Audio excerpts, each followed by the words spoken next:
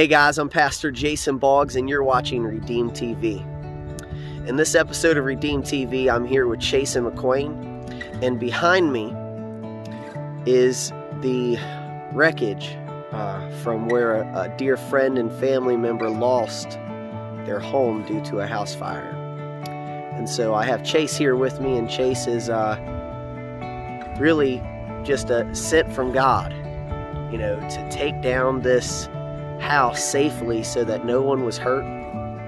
The family was taken apart piece by piece underneath of it. It was just a dangerous situation, and so Redeeming Grace and Chase Mcquain, who comes to our outreach center and attends regularly, he had it in his heart to really make a difference. And so I just want to take a moment and talk with him. Okay, so Chase, tell me a little bit about what inspired you to want to be a part of this project. I figured I'd do something nice for the church and something for the community, and I was worried about kids passing through at nighttime or getting under there and something happened to them, and just something inspired me to do it when I was in church talking about it. I figured, you know what, I have nothing to do today. I figured I'd come out here and knock it down, try to help the people in the community and try to help the people that needs it the most.